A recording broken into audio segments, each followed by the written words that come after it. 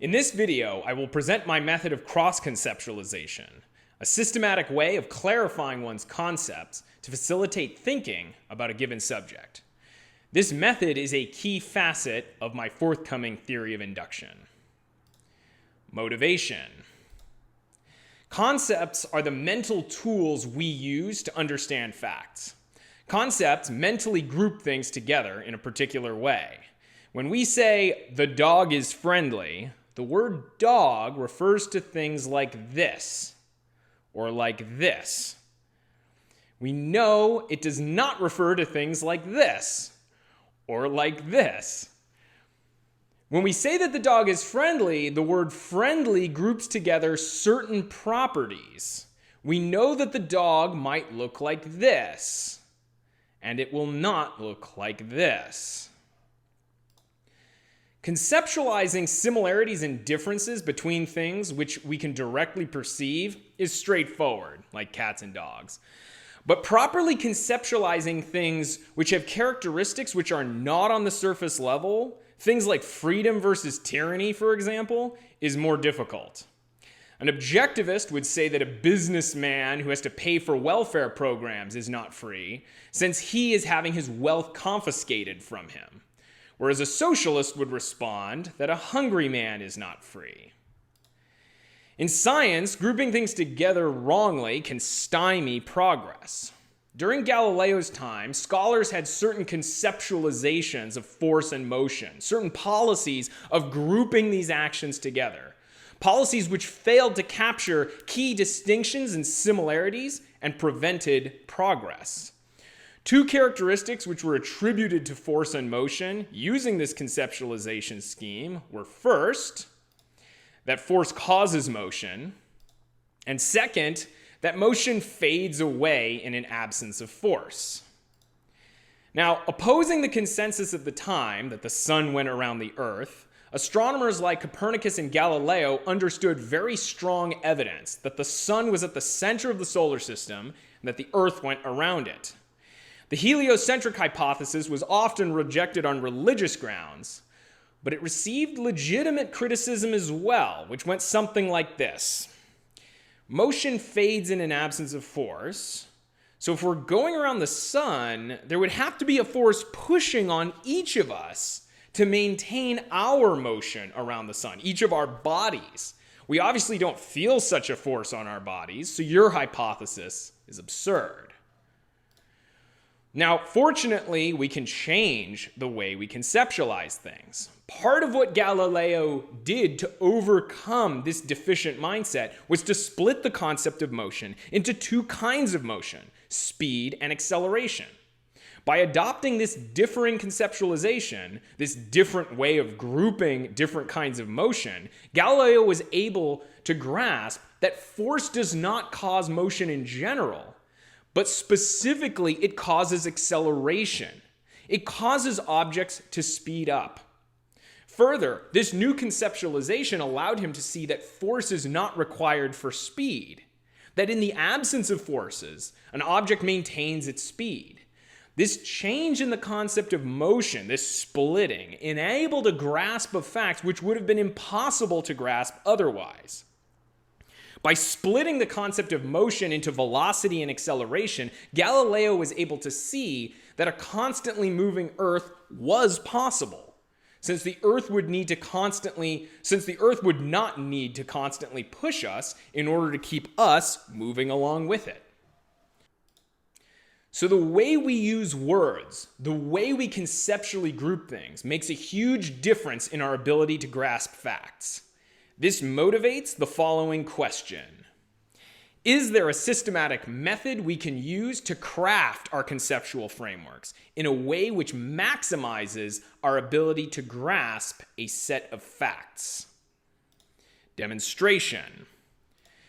My answer to this question is the method of cross-conceptualization.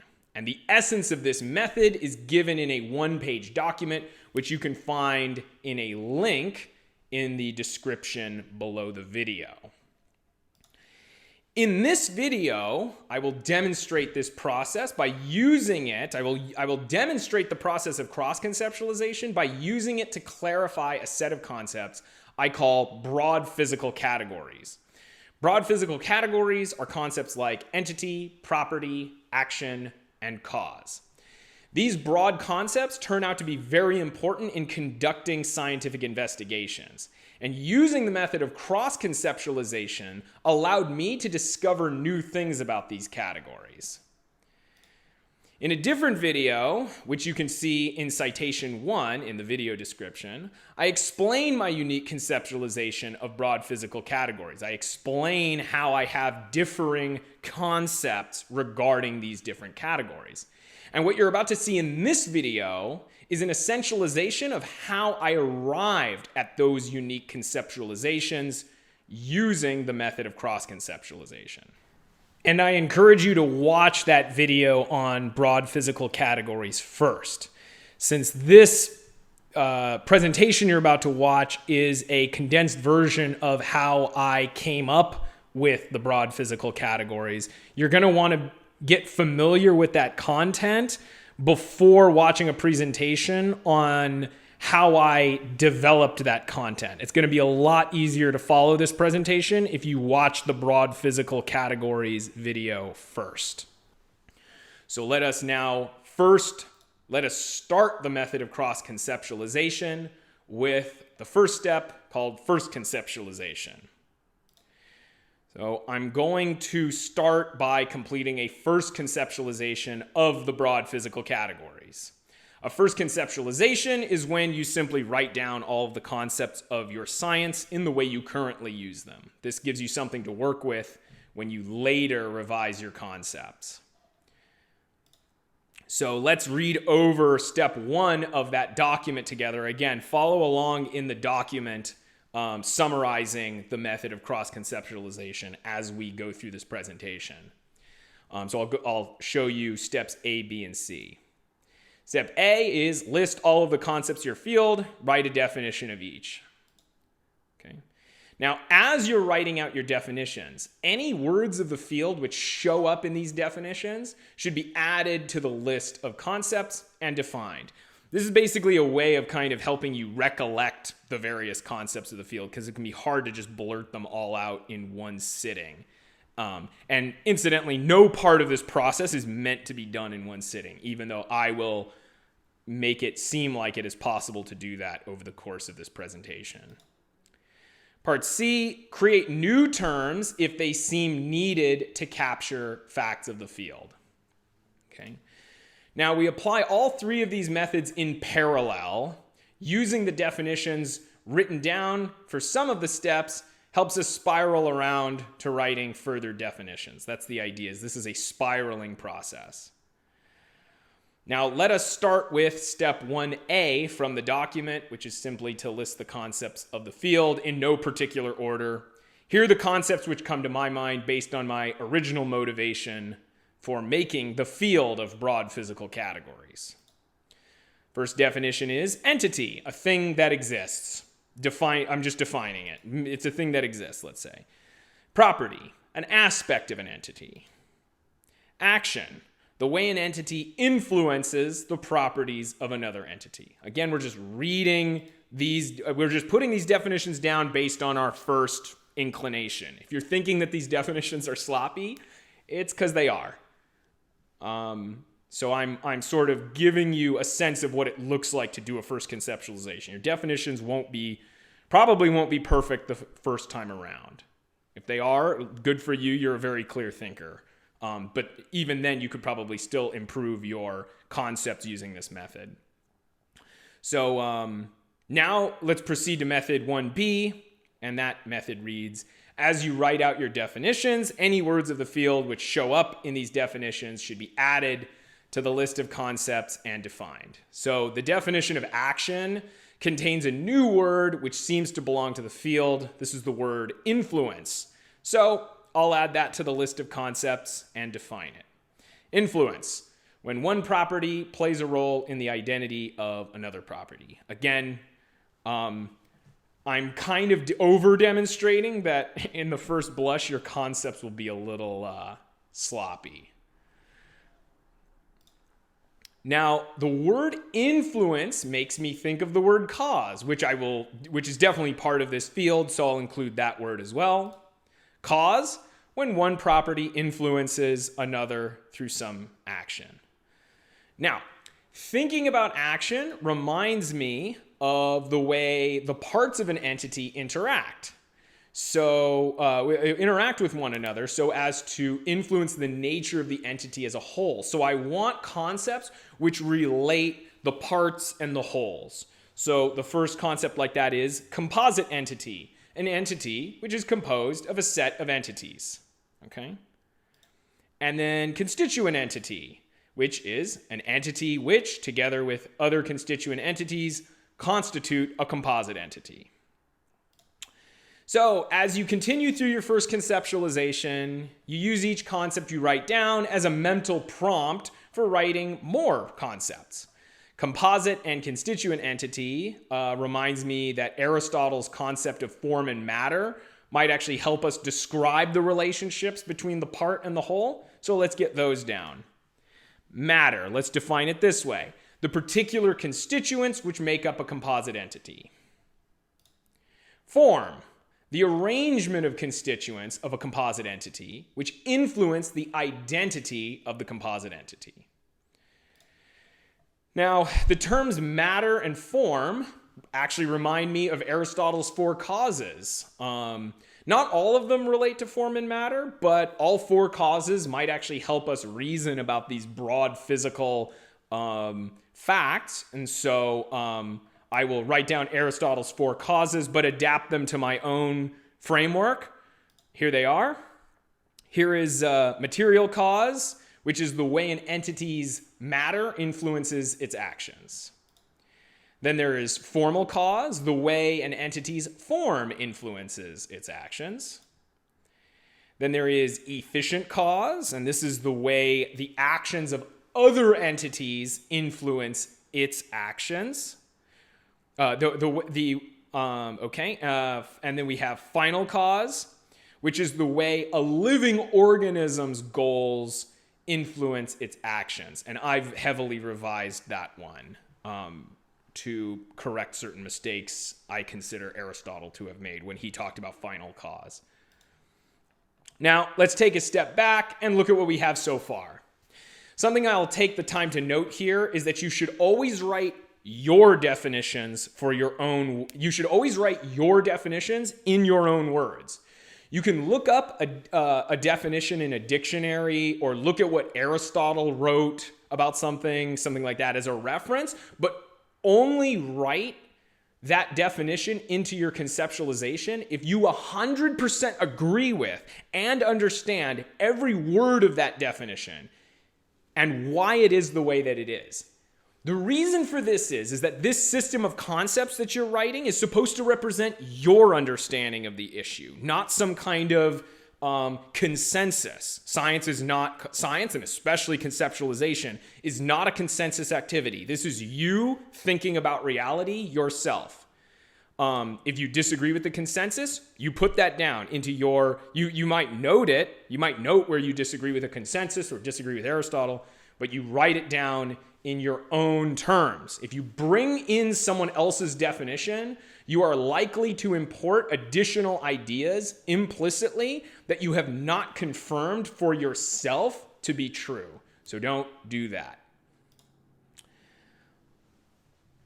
Now, looking at Aristotle's four causes gets me thinking, are there other causes we can add to the list? Just because Aristotle thought there were four doesn't mean that that's all there were. Are there other ways prior conditions can influence actions?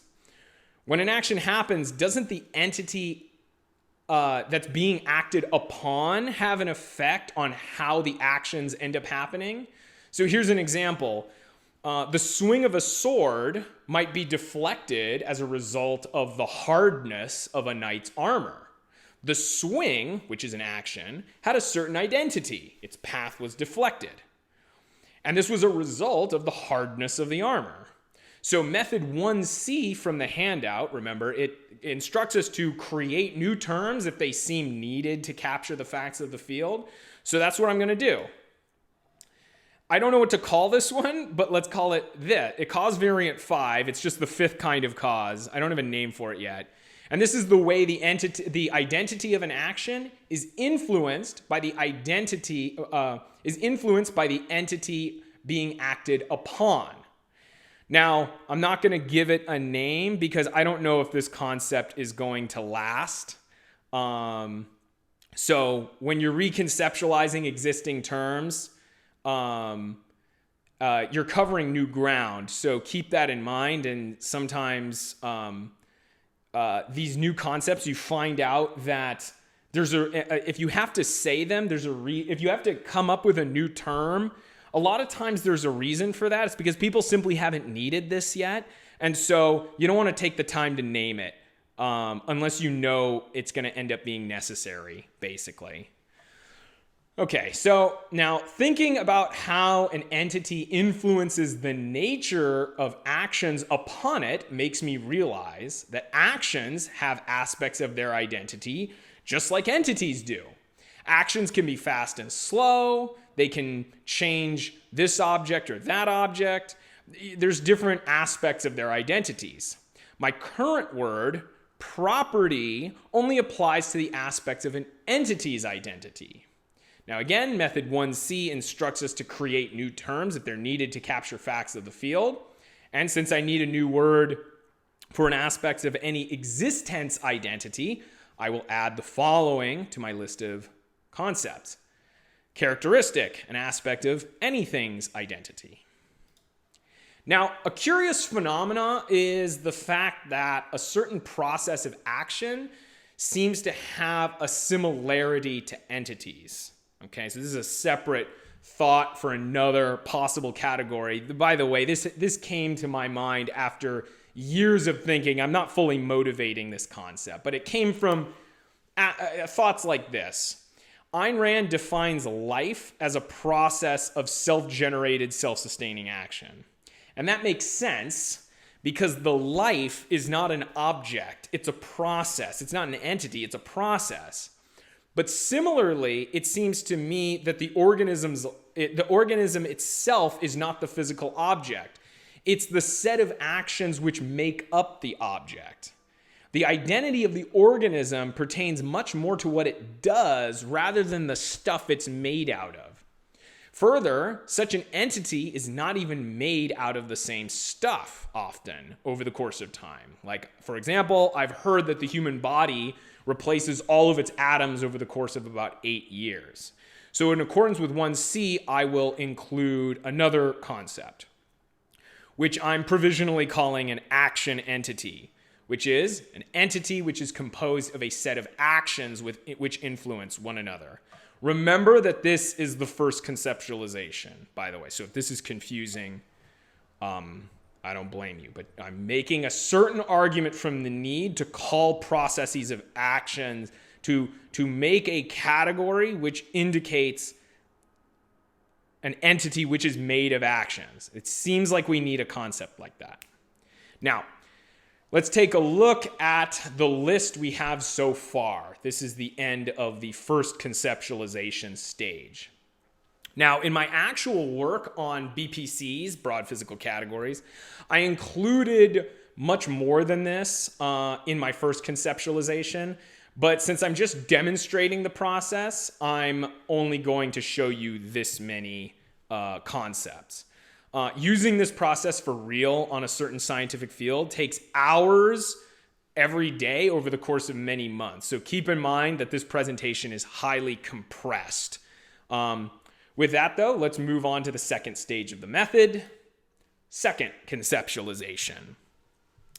In second conceptualization, we reread all of our concepts and definitions and do all of the following in parallel. So it's kind of a lot to hold.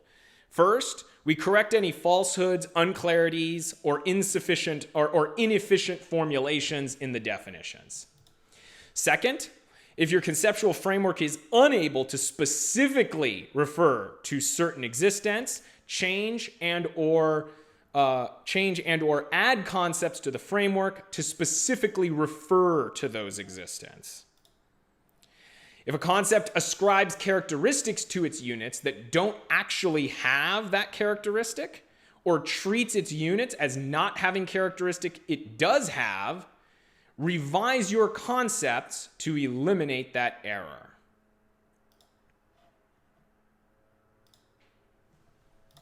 D. If a concept treats its units as the same in ways they are actually different, split the concept into multiple concepts. This is breaking up package deals.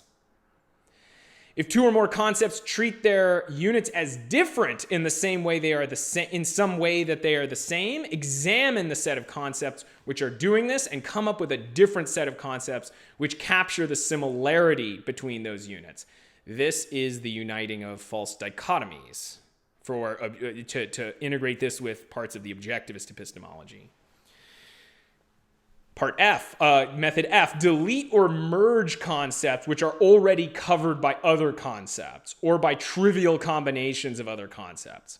When possible, define your concepts in terms of other concepts on the list. This is a matter of efficiency. If any of the above revisions produce definitions which contain concepts of the field which have not yet been included, include them in the list. This is a method pertaining to using the process to generate more necessary content as a kind of memory aid. Now, make sure you follow along with the handout during second conceptualization, during this presentation of second conceptualization, as we use each of these methods during our second conceptualization. Now, if aspects of these many methods are unclear to you, don't worry, because we're about to demonstrate and elaborate on each of them. So we're going to have lots of opportunities to see them in practice. Now, let's take a look at all of the concepts of our field as they stand currently once again. We will apply the methods of second conceptualization by starting at the top of this list and making changes or additions to the framework as we read each of the existing concepts in turn. Let us first look at our definition of entity. Entity, a thing which exists. Now, there's a problem with this definition. An entity is not just a thing that exists. Properties and actions are also things that exist. Yet entities are different from such things. So this concept is an unclear mishmash of what really should be the concept of existent and entity. It fails to make a distinction between those two. Now, method D instructs us to split up concepts which treat their units as the same in ways they are different. So let's split it up. Existent and entity. I'm splitting this concept into two concepts because the earlier concept treated things as similar in ways that they were in fact different. Now, you might be thinking, man, that's a strange way of saying it, James. Like you're saying that it fails to make a distinction between existence and entities. I would have just said that you defined entity wrong, or that you accidentally gave the concept entity the definition which actually belongs to existent. Like, why didn't I just say it like that? So yeah, that's true. It is a complicated way of saying it, but here's what you got to ask. On what standard did I decide that this definition was wrong? Remember, these definitions are not written in the sky waiting for us to properly transcribe them onto our minds. We must form these concepts and definitions ourselves if we want to practice first-handed inductive science. But we must form them, of course, according to certain standards if we want these concepts to be a proper grasp of reality. And the specific standard that my concept violated in this instance is that my definition refers to things that exists, but does not refer to the narrower class of existence, which we properly call entity. Now, how do we define these terms to differentiate them? For existent, we can say a thing that exists, but that doesn't add anything to the word itself. In a conceptual framework, it's sometimes necessary to define things ostensively. Ostensive definition means that we define it simply by pointing at it. We just point to some examples. This is especially true at the top of your hierarchy. The reason for this is especially for existent, there's no wider class to which existent belongs. So we simply point at things that exist and say that's it. So it's given an ostensive definition. What about the concept of entity, though? This is a narrower class than existent. What definition can we use to differentiate entities from non-entities? Now, what we can do is we can say that an entity is a thing that has properties and commits actions, since that seems to exhaust what an entity is. So, definition, entity, an existent which has properties and commits actions. Continuing on, let's think about my definitions of property and action, the definitions that appeared in first conceptualization. Property, an aspect of an entity. Action, the way an entity influences the properties of another entity. Now, this is pretty good, but I'm actually going to define action as a kind of property, since an action is indeed an aspect of an entity. So the new definition is action, a property of an entity, where that entity influences the properties of another entity. Okay. Now, this is actually keeping with method 2F. Again, look at the handout. And 2F tells us that whenever possible, we want to explain each of our terms in terms that which came before. This achieves conceptual economy by not using extra terms to refer to the same sets of things.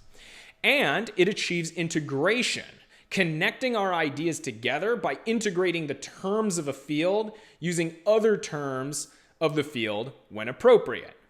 We can classify an action as a property since an action an entity commits is an aspect of that entity. So take any integration when you can get it. Now there's another issue we need to address. Notice that my concept of action talks only about one entity acting on another.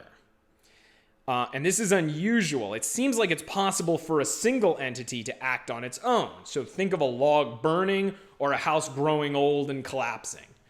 So it would seem that we need to change this concept to, include instances like that.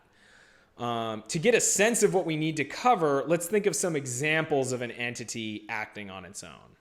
So when a ball moves, it's only the ball that's acting, right?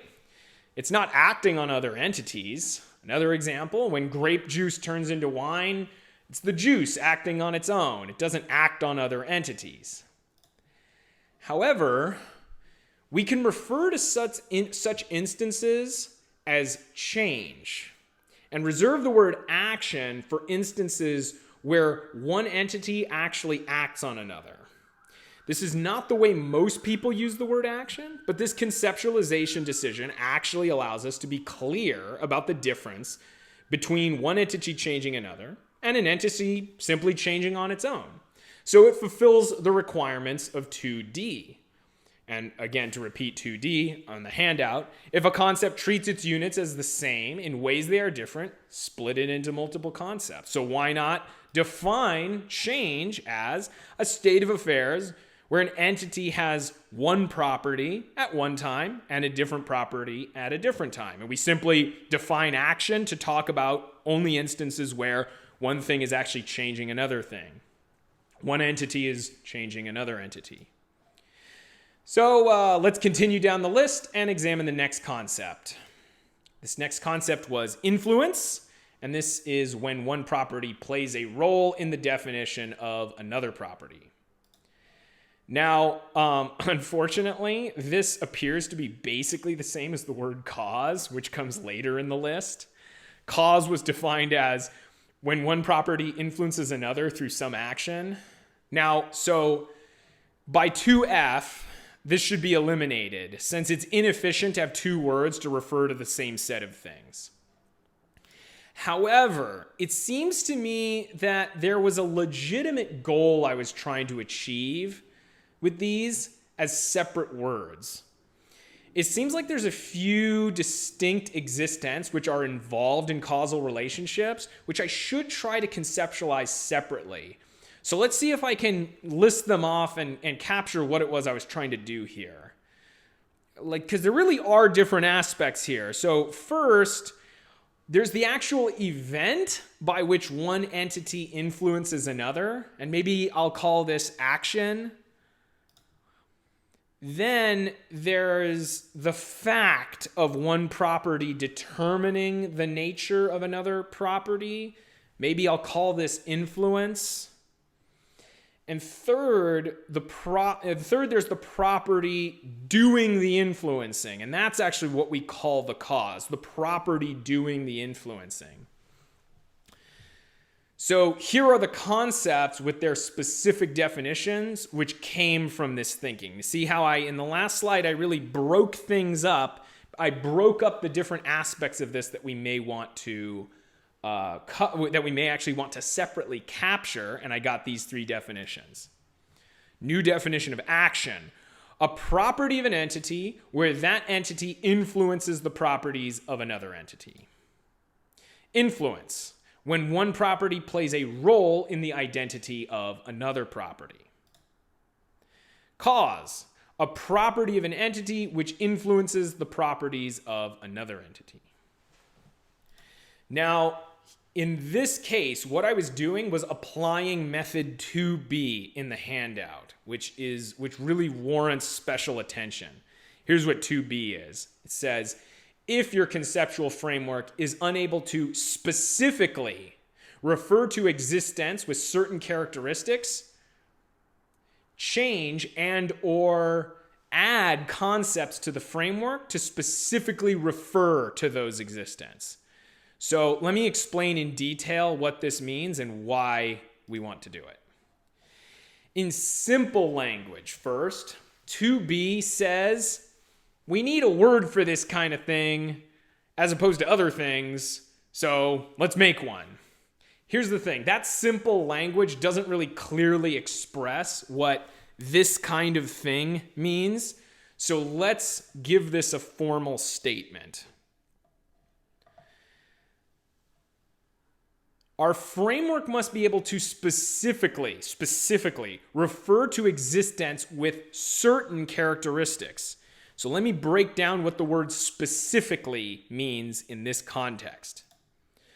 First, it means it refers to existence which have a particular set of known characteristics. Second, it means that it does not refer to existence which lack some of those characteristics. And third, it does not refer to existence which have additional known characteristics. Now, it is very important for our conceptual framework to be able to specifically refer to existence with particular characteristics. If we don't satisfy this standard for some particular set of existence, we might be aware of those existence and their similarities and differences with other existence in some form. We might be aware of it in some form, but we will be unable to explicitly think about those existence as separate from others, and we would be unable to make identifications about an inference involving those particular existence. So, for example, before this reconceptualization I just committed, we had words which referred to the event where one entity changes another, such as influence, but we didn't have a word for the property of the active entity which determines the nature of the change. We didn't have a concept for cause. But now that we do, we can explicitly think about how changing the active entity's properties can change the way it acts on other entities. We were able to think about cause and effect before, But now we can specifically think about how the properties of the acting entity led to its particular actions. So for example, this allows us to consider the way the mass of a bat affects a ball when striking it, apart from the fact of it striking the ball itself. These are different aspects of physical phenomena we are interested in identifying, specifically in the field of broad physical categories. Now, one final note. Method 2b does not imply that we need a different word for every single thing that has differing characteristics. So for example, we don't need a whole separate word for bacteria which are spherically shaped.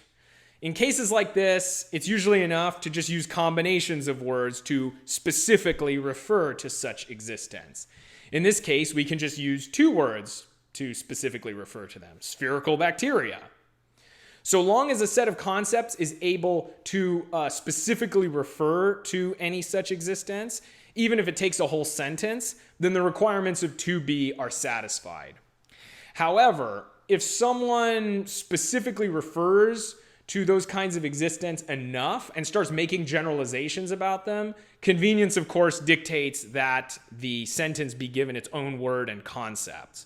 And this actually happened. Microbiologists decided to give spherical bacteria its own concept, and this goes by the name coccus, it turns out.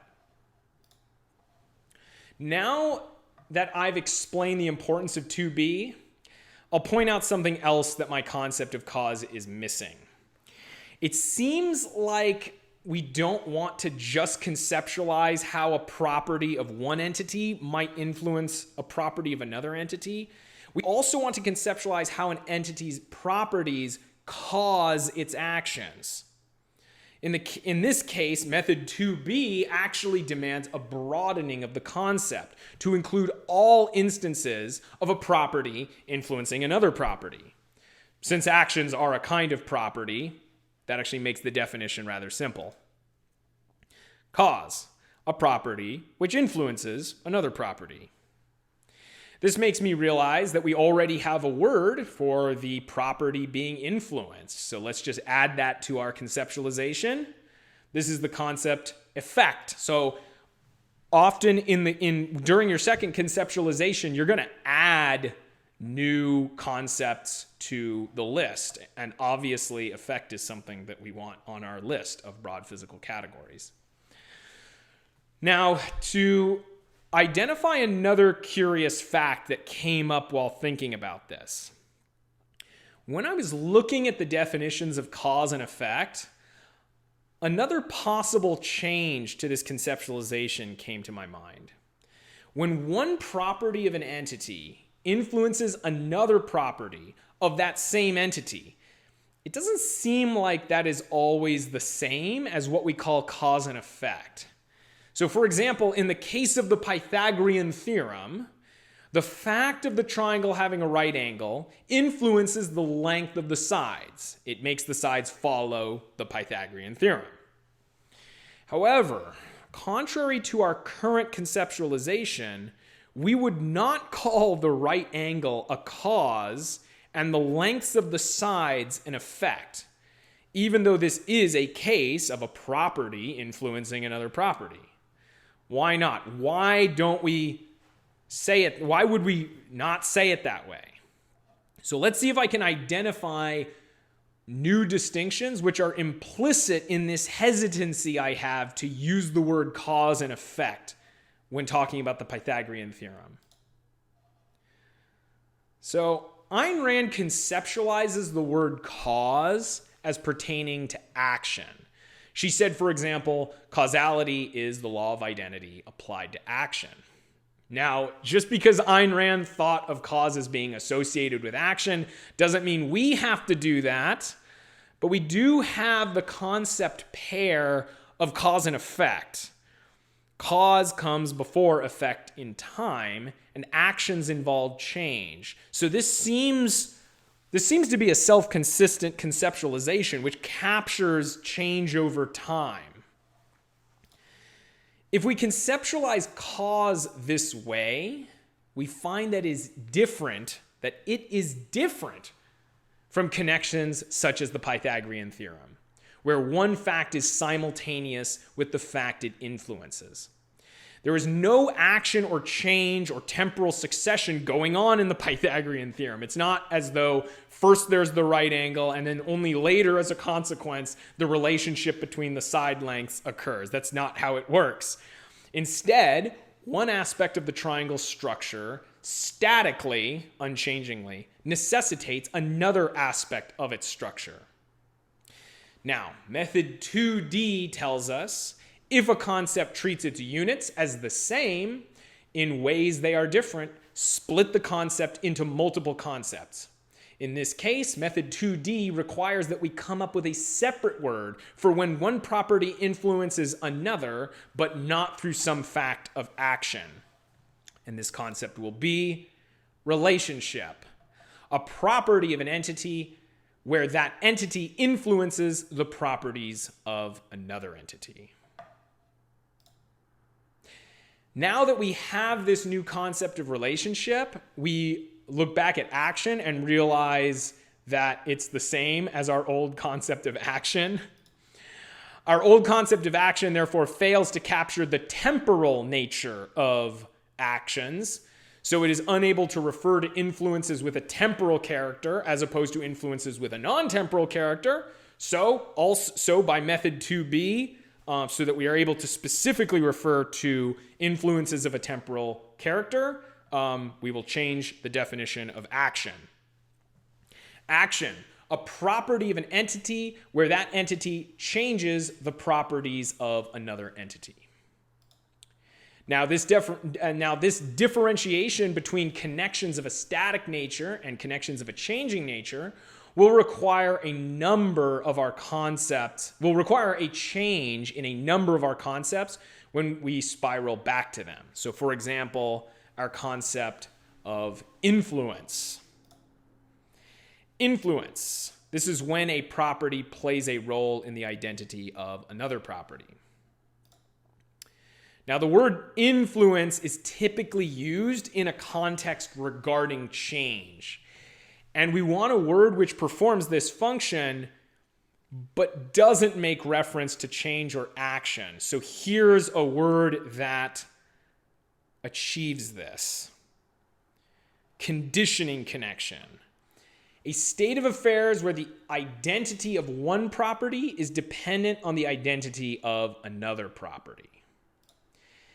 And since we also need to identify connections between properties which are of a temporal action-based nature, 2B also requires us to include causal connection, a state of affairs where the identity of one property is changed by the identity of another property. So, after changing some definitions and adding some concepts, we've been able to capture more similarities and differences about the way entities condition one another. Here is the new set of concepts I have produced with their definitions. See how? So, I want to also note here that this is the process of the spiral nature of knowledge. This shows us how looking at some of our concepts in the light of others allows us to learn more about those existence and grasp them more clearly using our concepts. This is demonstrating what objectivists call the spiral process of knowledge. Now, during this process, I noticed that I had to use the word identity while defining conditioning connections. And of course, method 2G reads, if any of the above revisions produce definitions which contain concepts of the field which have not yet been identified, include them in the list. So let's include this new concept in our conceptual framework as well. Identity, and it has an ostensive definition. Identity is an axiomatic concept, so it can't be explained in terms of more fundamental concepts. I could say that identity is what a thing is, but that's just a synonym for the word identity. It doesn't identify the term in terms of something more fundamental. So it's just going to be an ostensive definition. And we will address the issue of fundamentality in step 3 of this presentation. So we'll see certain facts which are important to consider regarding fundamentality with regards to our conceptual framework. Let us now continue down the list with our revisions, our second conceptualization revisions. We're going down the list of our first conceptualization, and it turns out that the next one on the list is composite entity. Composite entity is an entity which is composed of a set of entities. Okay, now, a composite entity is not just any set of entities. It is the entities which are joined together in a certain way as to make a whole. So a door is an entity, but a knob is also an entity. But we need to ask, what is it that makes both the door, including the knob, and the knob, not including the door, each entities in their own right? Now, part of it is because the door, including the knob, moves as a whole, maintaining the same shape as it moves. Further, if one tries to move part of the door, just maybe grabbing onto the top of it, the rest of the door will go with it. It's a rigid body. And all of these same things can be said of the knob taken on its own. Now, in contrast, half of the door and random bits of nearby air don't constitute an entity. At least that's my intuition. Now, intuitions on their own aren't enough for a conceptualization choice, but our intuitions often alert us to facts which we are aware of, which, once we explicate them, can be the basis of a solid conceptualization choice. This further brings me to the realization about entities. This further brings me to the realization that what we mean by an entity is contextual. We often single out different sets of things as entities. If we swing the door, it's helpful to take the perspective of the door as a whole as an entity. But if we're just turning the knob, we take the perspective of the knob being an entity which is separate from the door. So the question we ask here is, on what standard do we include some constituents? On what standard, or what are the characteristics which identify certain constituents as part of a composite entity, but not other constituents? We're trying to identify the essential characteristic of a composite entity.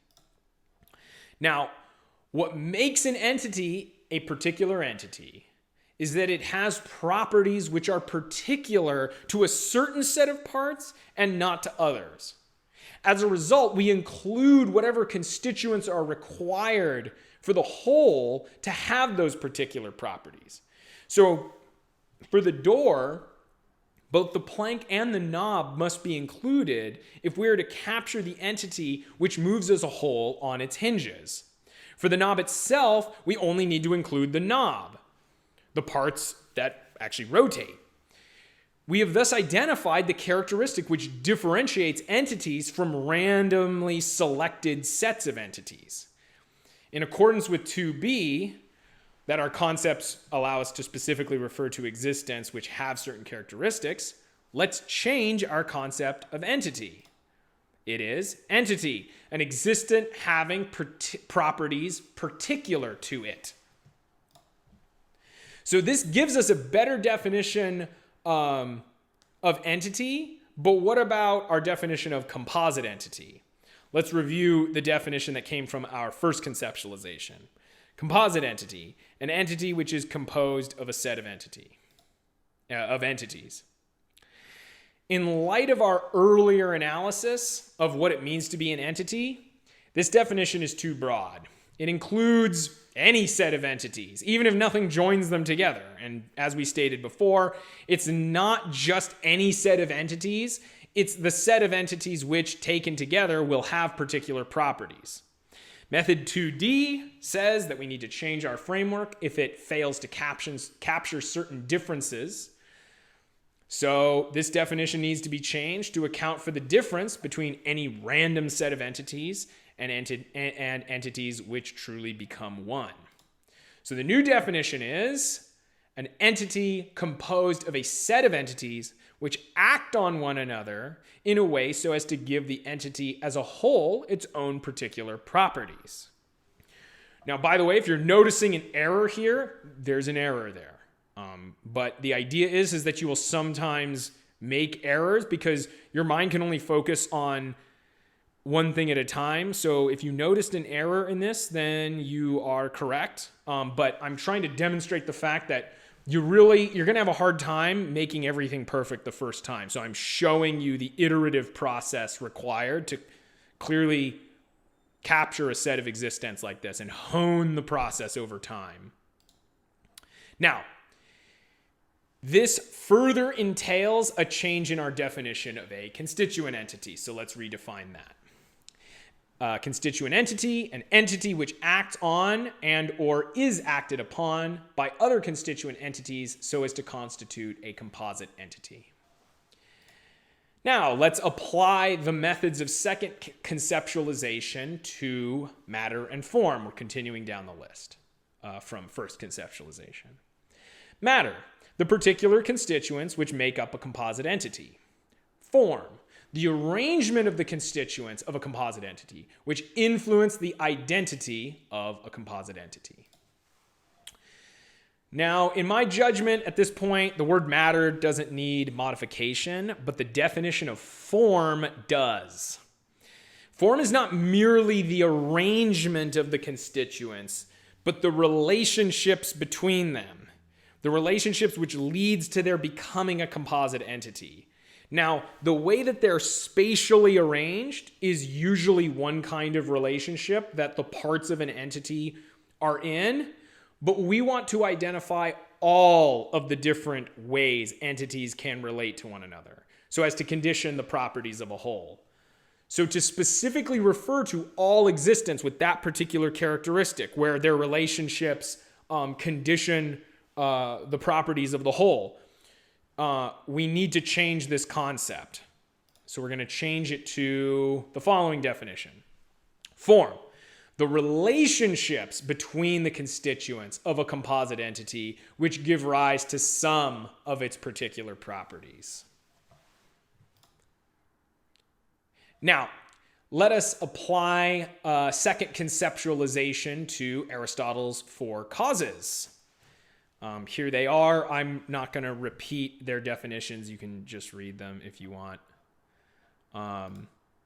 Now, when I look at these again, I think we should eliminate final causation just because it doesn't really pertain to what we're focusing on here, which is broad physical categories. So incidentally, this was a quick and dirty attempt to revise Aristotle's concept of final cause. This concept might be really important to carefully rehabilitate, but I quickly tried to rehabilitate it, and it didn't end up being important for broad physical categories in the long run. So I'm never ending up producing a better concept of what final cause is. I think I believe Harry Binswanger actually, in his book, The Biological Basis of Teleological Concepts, I would imagine he reformulates final cause. I'm not sure, though. It just seems like that's what he would do in that book.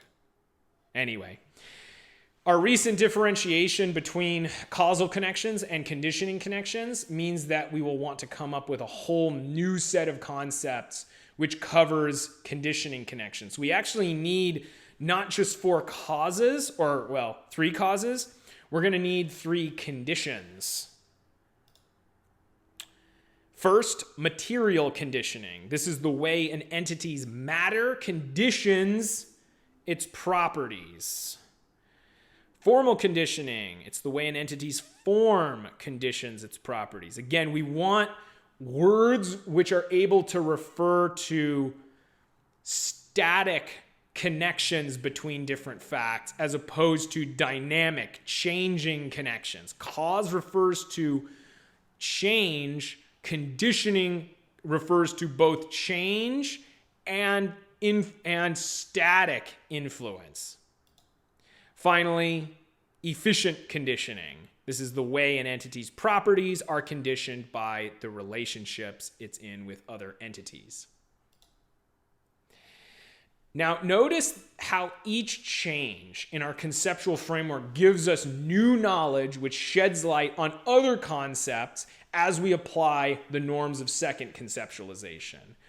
By identifying that we needed this concept of a conditioning connection, I was able, and then seeing Aristotle's three causes in the light of that new concept of a conditioning connection, that made me realize that we needed these three new concepts.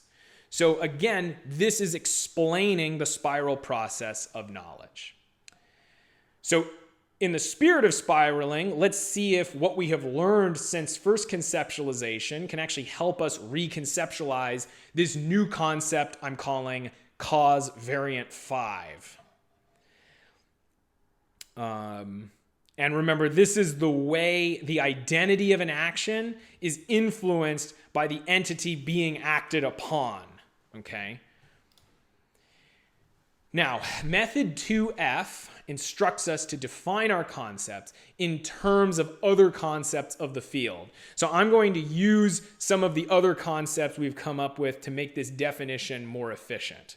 And further, after a lot of thought, when I decided to keep this concept, I actually thought of a good name for this particular species of cause, and that is passive cause, which is the way an entity's properties condition the identity of actions upon it. So I've renamed it passive cause since the word passive pertains to some entity which is receiving an action rather than the entity committing the action. So I've called it passive cause, and then I've also used different language that is more in accordance with method 2F. And of course, this kind of conditioning factor also applies to static relationships, not just actions. So we need a static counterpart for this kind of cause as well. Method 2B therefore prompts me to add passive conditioning, the way an entity's properties condition the way relationships with external entities condition its properties. Passive conditioning. Now with that, let's take a step back and look at all 8 of these terms which capture different kinds of connections between facts. So you can just look at them. So this is, at first we had Aristotle's 4 causes, then I deleted final causation, then realized that we needed to cover different kinds of conditioning connections as well, and the result was 4 conditions and 4 causes, courtesy of Aristotle and courtesy of my reconceptualization. Now, let's move on to the last 2 concepts from first conceptualization and see if any upgrade of their definitions is possible in the light of what we've learned through this process. First, there's the concept characteristic, which is an aspect of anything's identity. Then there's action entity, which is an entity which is composed of a set of actions which influence one another. Now let's think about characteristic first. We actually have a word for anything, and that's existent. So 2F, cognitive economy, requires that we clean the definition up a little bit, an aspect of an existence identity. Okay, now let's tackle this strange concept of action entity. And I'll summarize the thinking that led to my reconceptualization. I'll summarize some of the thinking that I went through on this concept. So here's some of the thinking. I asked, is it really the case that an entity like a human being is made of actions? So in some sense he is, since he, the human being, he is his thoughts, his motions, his metabolism, but he is also his body, and the body is an entity. And the actions of the man are actions committed by that body. But it's true that the actions are a key part of what makes him a man. When those actions cease, he's dead. He's no longer a man. He's a corpse. So the actions are critical, but the entity isn't made of actions. Now, method 2C instructs us to change our concepts when our concepts ascribe characteristics to the units which don't actually have that characteristics. Since these kinds of entities I'm talking about, waves, people, other organisms, these kinds of entities don't seem to be made of actions because there's an actual entity there.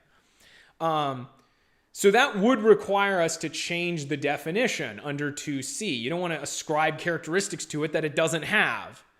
However, 2B instructs us to form our concepts in such a way as to specifically refer to existence with certain characteristics. And I think I'm really on to a particular kind of existent with special characteristics. I don't want to throw the baby out with the bathwater. And the importance that actions play in the nature of these particular kinds of entities still just seems really important. But I don't think I've properly grasped exactly what makes these entities special. So what I'm going to do, I'm just going to mark this concept as suspect and come back to it later, basically. This is actually, in practice, really important. If you ever you're going to get stuck while doing this. You have to have extreme patience when applying the method of cross-conceptualization. And one thing that some of you are going to have to hear is that you don't want to hit your head against any one concept for very long. I'm one of these people who tends to do that. Like once I kind of get a problem in my jaws, I don't want to let it go. But sometimes you got to let it go. Why? Well, because you can spiral back to it. You continue with your other concepts. You learn from the other steps of the process. Then when you spiral back, you know more than you knew before. And not only do you have a fresh mind, but you also know things that you didn't know before. So mark it, come back to it. That's what we're going to do. All right. Now, it is, that's what I just said. Okay, let's continue. Okay, so that is actually the end of step 3. We have gone through one pass of the second conceptualization. Something I should say at this point is that during second conceptualization, you're probably going to have to do it a few times. I did it once. I went through it once and kind of condensed all of the changes that I thought of over the course of maybe a month or two. I condensed them all into one second conceptualization pass. I encourage you to do this a few times. And we'll talk more about that later. We kind of alternate between steps 2 and 3. But let us move on to step 3 so I can demonstrate that step. Step 3 is the conditional hierarchy of definitions. In this step, we will order our concepts in a conditional hierarchy. For a detailed presentation on the nature of a conditional hierarchy, watch the video in Citation 2. And again, the citations are in the video description below. So if you want to know what a conditional hierarchy is, watch that video. Now, for the purpose of this presentation, I'll describe step 3 of cross-conceptualization in the following way. In this step, we will order our definitions in such a way that each definition only uses terms of the field which appear earlier in the list. So, for example, we cannot start with the term action because that term's definition makes reference to the word entity. Take a look. So the definition of action uses the word entity. What that means is to understand what an action is in a way which is fully integrated with the rest of our knowledge of our broad physical categories. We need to understand what an entity is first. Therefore, the word entity should be placed before action in our list of definition. It should come earlier in the list. Now, here's the point of all of this. By ordering our definitions in this way, it allows us to see each concept in the light of all of the other concepts in our framework which play a role in that concept's identity. As we will see, it also reveals any lingering contradictions or deficiencies in your conceptual framework by requiring that you define each concept in a way which requires a clear understanding of all of the concepts which are in that concept's definition. This allows us to reapply the steps of second conceptualization while seeing each fact in the light of all of the concepts which condition it. Now, let's read part 3 of the document to see how we specifically achieve this conditional hierarchy ordering. Step 3, the conditional hierarchy of definitions. Again, this is in the handout. Step 3. Part A. First, write all of the terms of your field and their definitions in no particular order. Go through all of the definitions and bold all of the words which are terms of the field. Okay, so I'm going to be explaining all of this in detail, demonstrating it in a moment. Part B, put your definitions in the order of a conditional hierarchy by reading through all of your definitions several times and reordering them according to the following 2 principles. First, for a given first concept, if a second concept appears in its definition, then the second concept must be moved above the first in the hierarchy. Second principle. For any 2 concepts, if those concepts appear in each other's definitions, those concepts must be placed next to one another at the same level of the hierarchy. And as you complete step 3b for each concept, apply all of the methods of step 2. So you're gonna do another second conceptualization. You're gonna use all of those norms of editing that you can see in step 2 of the handout. You're gonna use all of those norms of refining your concept as the conditional relationships between your concepts start to become apparent to you as you organize the list. And of course, we're gonna demonstrate all these concepts in a moment. So if you're feeling a little lost, hang in there. All right, let's start with 3A by simply putting the definitions of all of our words down and putting the words of our field which appear in the definitions in bold. The purpose of this is to draw our attention to the words of the field which show up in each of the definitions to make sure that word gets defined earlier in the list before it is used in a definition. So take a moment, maybe pause the video and reread these definitions if you feel like that will help you take it all in. This is a lot. You can pause the video. You don't have to. This is the full list of concepts which we produced by the end of second conceptualization. And now we're going to put this into a conditional order, a conditional hierarchy order.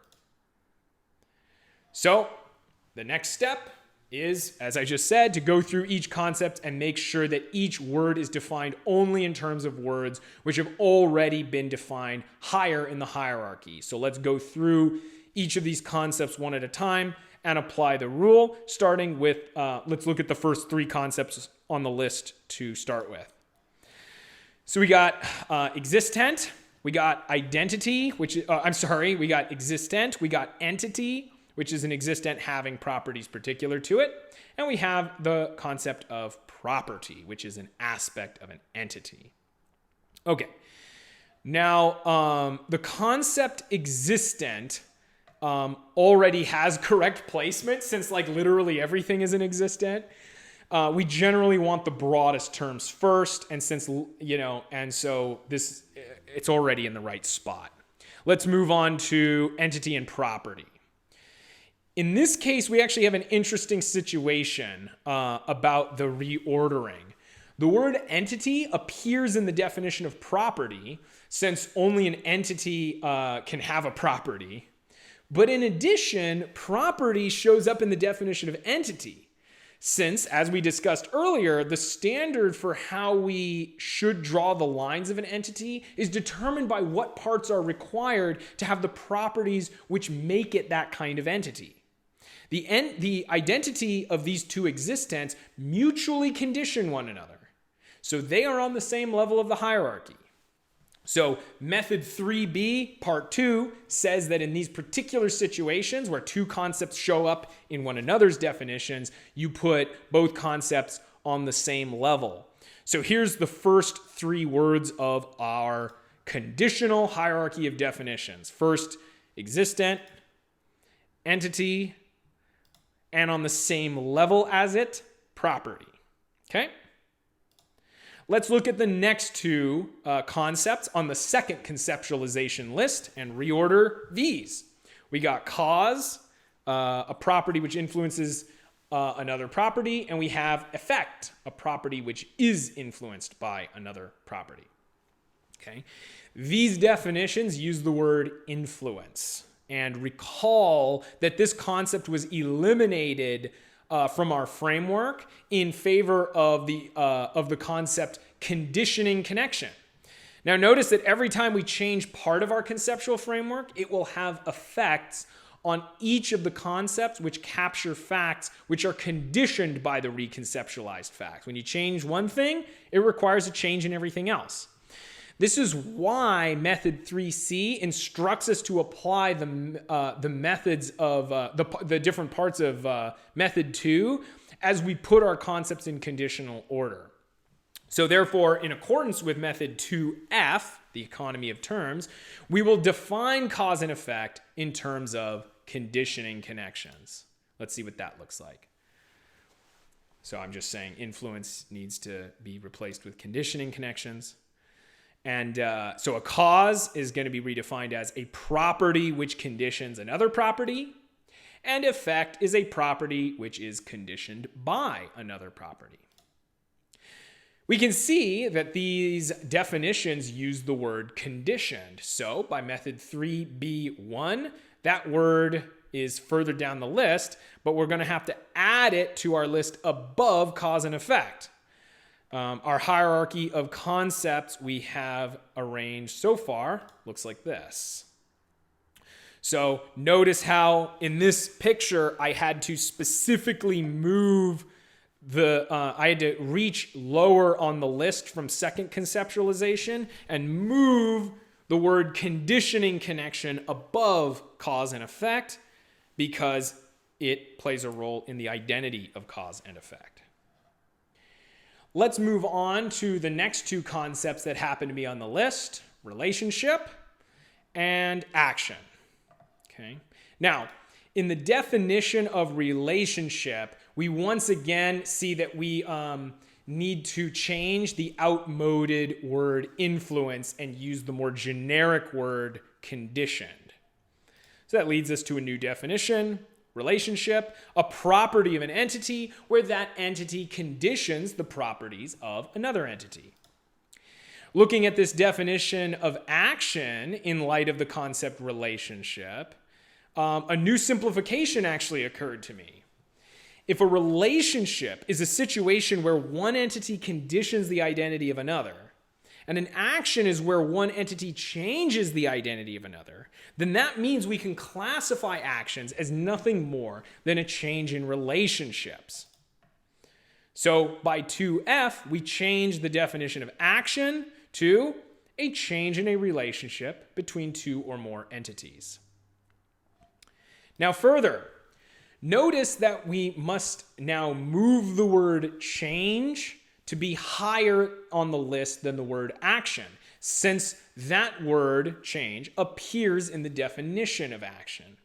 After appropriately placing the concept of change, our hierarchy of definitions is going to look like this. Okay. Notice how I had to put the word change before action, but after property, since the word property shows up in the definition of change. So you can take a moment to pause the video and take in this new ordering if you need to. So this is a hard process to convey because you have to really convey the process of changing an entire system of concepts And this is a process that takes a very long time. And you can also see that I had to demonstrate this on a relatively small number of concepts. But this is essentially how it works. We will now continue to the next concept on the second conceptualization list so that we can include it in its proper place in the conditional hierarchy list. The next concept is causal connection. Now, as we discussed before, causal connections are just conditioning connections which have the characteristic of temporal succession. So in light of this, we can simplify this definition in line with method 2F, economy of concepts, and in line with method 2A, which is efficiency of definitions. So it's going to make a much more efficient definition. Causal connection is a conditioning connection involving action. Now, the definition of this term uses the terms conditioning connection and action, and it comes after both of those terms on the list. So we actually don't need to move this one. This one's fine. If you look at the second conceptualization list, then you would find that this is right where it needs to be now that I've moved some of those other concepts higher. Let's now move on to two concepts on our second conceptualization list and put them in their proper place. That's what we've been doing the whole time. You're looking at the second conceptualization list, moving them around. The two concepts are composite entity and constituent entity. Okay? These two terms are conceptualized in terms of actions among the constituents. And that might sometimes be the case. For example, the different parts of the human body constitute one body in part because of a constant process of action between the constituent entities. So for example, the heart pumps blood to the different organs, the brain sends signals to the muscles to trigger movement, etc., etc.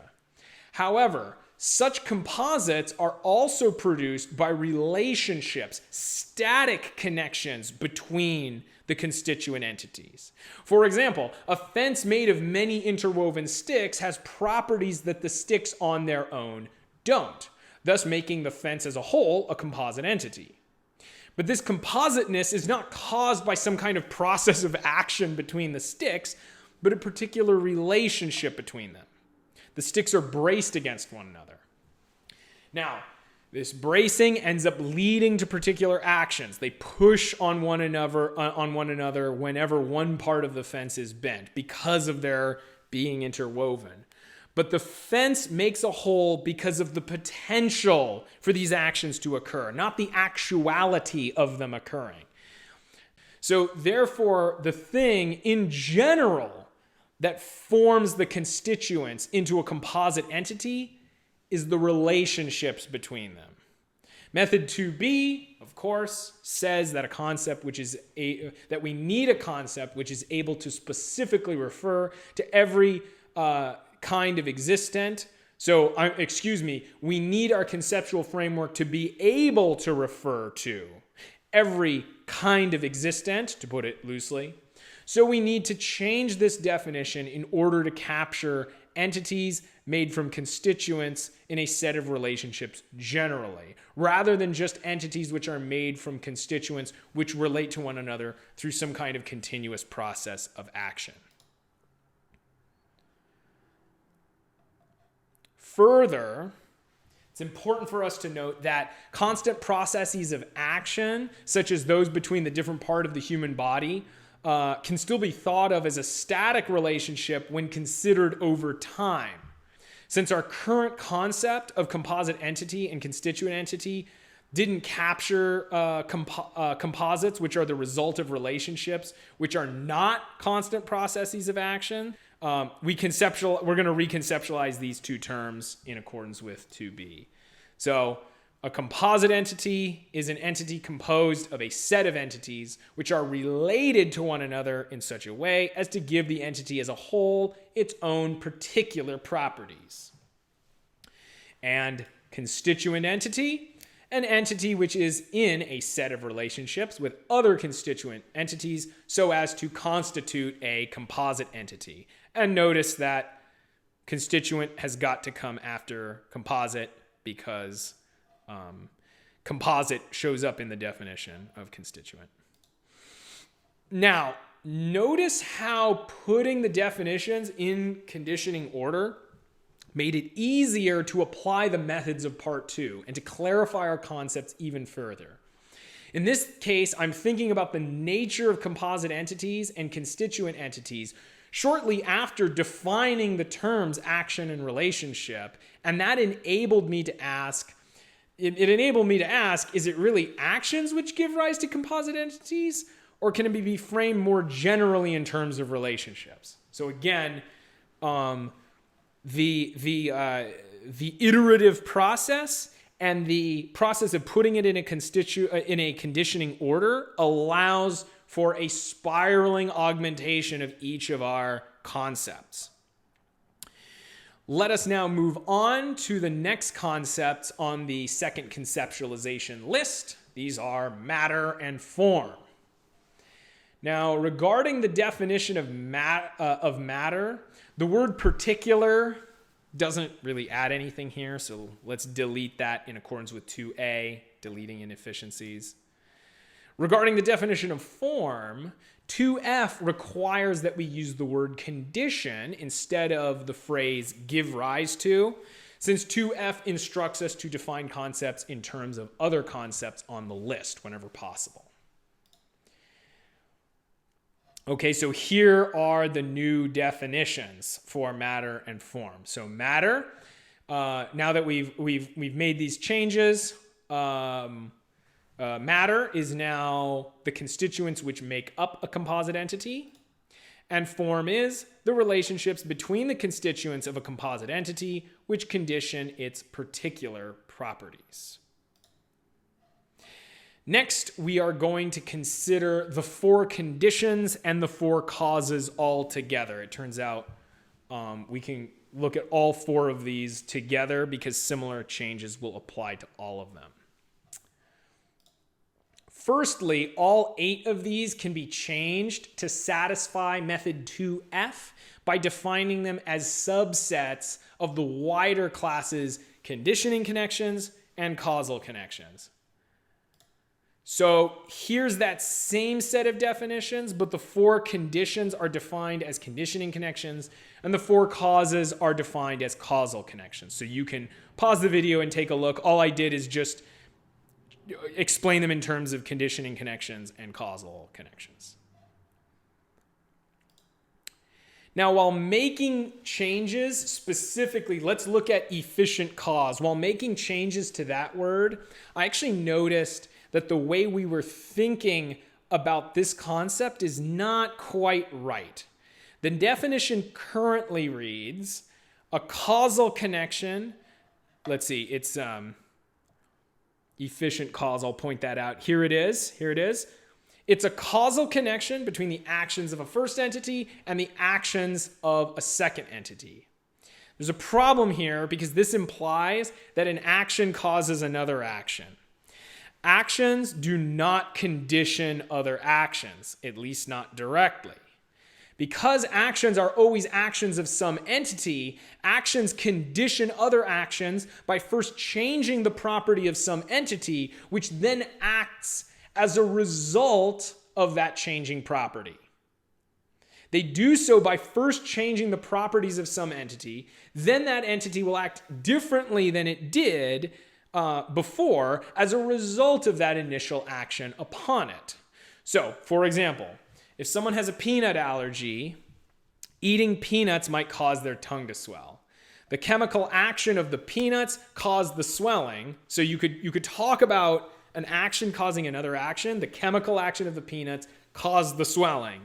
Okay, but the properties of the body were the causal middleman. What actually happened, if we want to get into more detail, what's happening and what's always happening when an action causes another action is that the peanuts chemically acted on the body to change some of its properties, which then caused the body, and then those properties caused the body to act in a way that it was not acting before. In this case, the tongue swells up and it's the unpleasant experience.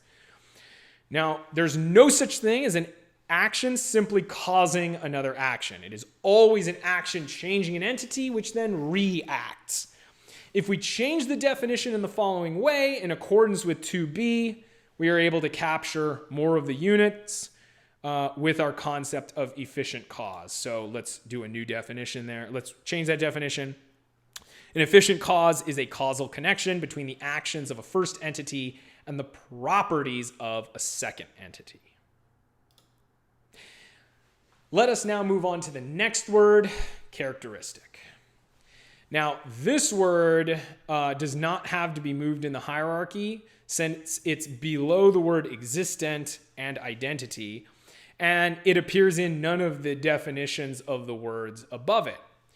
However, this is obviously a broad category, so it's likely to condition additional categories that we might come up with in the future, and it could end up appearing in the definitions of many of our concepts once we have done more revising. So as a result, I'm going to put this term as high on the list as it can go while still obeying the rules of hierarchicalization.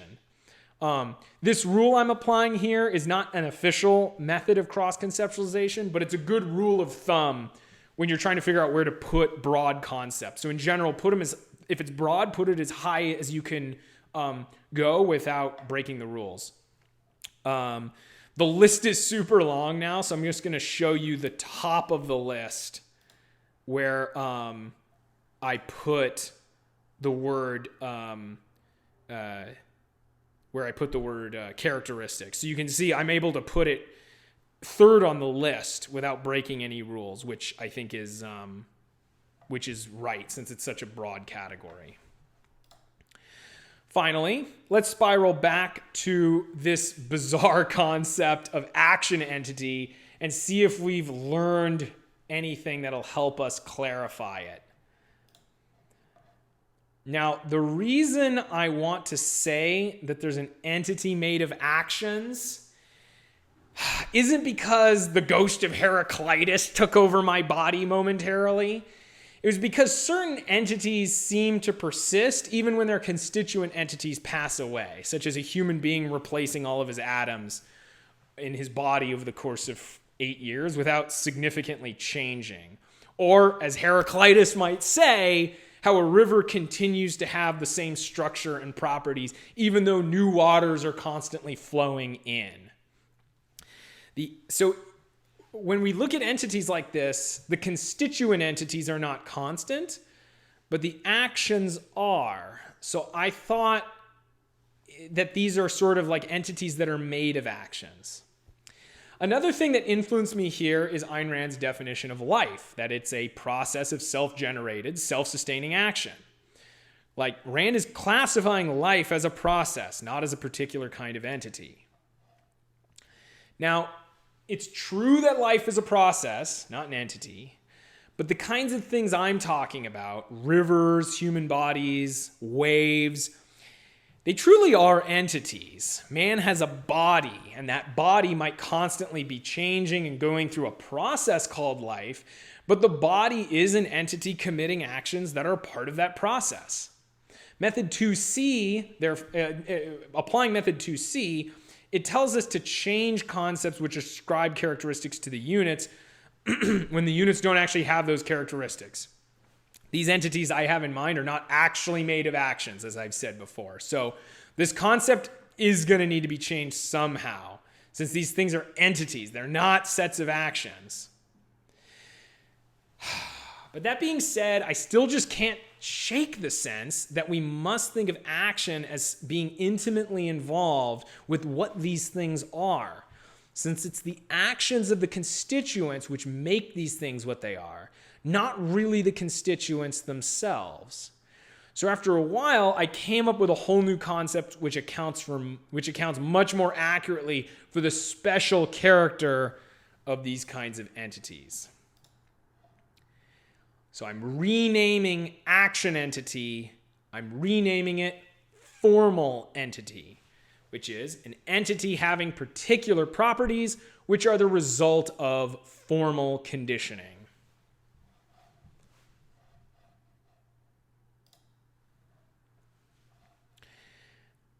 I've already talked about formal conditioning higher in the hierarchy, how the relationships between an entity's constituents condition its properties. When thinking about the instances of action entity in the light of the concept form, I realize that the properties that make these things entities are conditioned by the relationships between the constituents and not the nature of the constituents themselves. So this is, again, showing us how spiraling helps us clarify. And that was a brief sketch of how cross-conceptualization helped me come up with this new concept of a formal entity. Thinking about how these entities' particular properties are the result of the entity's form, distinct from its matter, this got me thinking, are there any properties which are the result of matter, distinct from its form? Yes. There are properties which are specific to the materials that an entity is made of. An example would be a particular substance during a chemical reaction, a particular set of matter during a chemical reaction. If you have two chemicals mixed together during a chemical reaction and they become a third totally new chemical, you are able to say that they are the same material entity that they were before, and that the change that you witnessed was caused only by a change in form, not a change in matter.